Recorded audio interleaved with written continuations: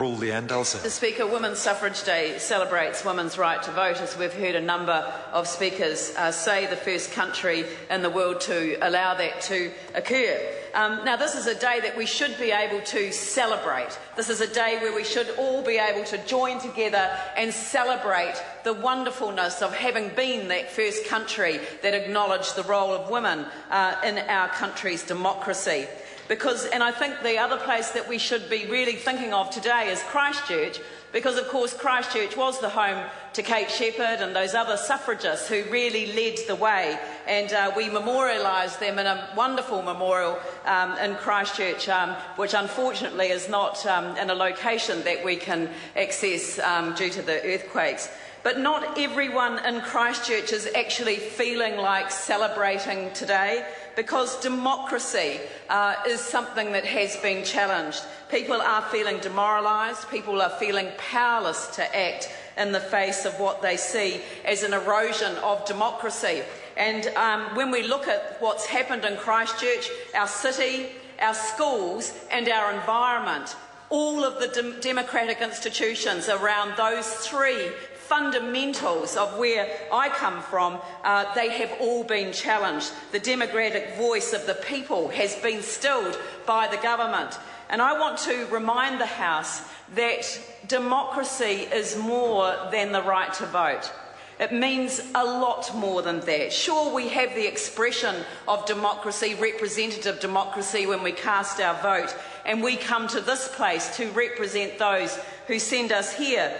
But it is about guaranteeing basic human rights. It is about the separation of powers. It is about freedom of expression, and it's about good governance. That's what a democratic country looks like. And I'm afraid that every single one of those features of a democracy that I have spoken of has been threatened in Christchurch today.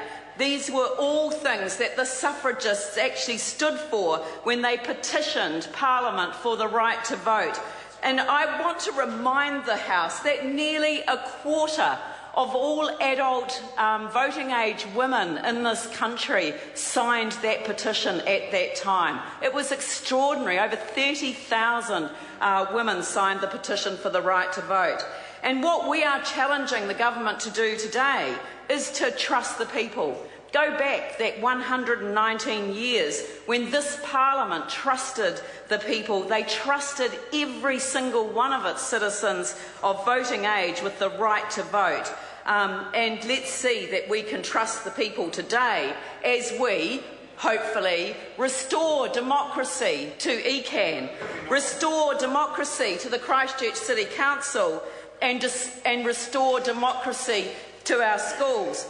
At 5:30 p.m. tonight, at the Bridge of Remembrance in Christchurch, there will be a gathering where there will be a new Rebuilding Suffrage petition launched. And that petition is designed to restore democracy to our city, to our schools and to our environment. Mr. Speaker, the purpose of the petition is to renew the great democratic legacy of Christchurch for our children. That's who the petition is aimed to support. Vote Canterbury Kids speaks to our proud history of universal suffrage in New Zealand, and it speaks to the loss of democracy that we have suffered in Christchurch today, and it speaks to the future for our children, and that's what the petition is all about. Mr. Speaker, it's wonderful that Christchurch sees the launch of this modern suffrage petition with its call for democracy, and I want the government to listen to the people. Many Christchurch residents are hurting. They are bewildered. They are struck by bombshell announcements around their land, their homes, EQC, insurance, now school closures. Nobody is saying these aren't hard decisions, but they are impacting on people the way they are being presented to them as final decisions, with the people not being empowered to have a say about their future. Mr. Speaker, at the school meeting I attended the other night, one person said that the announcement had done what 10,000 aftershocks hadn't done. If that school closes, his family leaves, and I don't want anyone to leave Christchurch because they haven't had a say in rebuilding its future. Melissa Lee.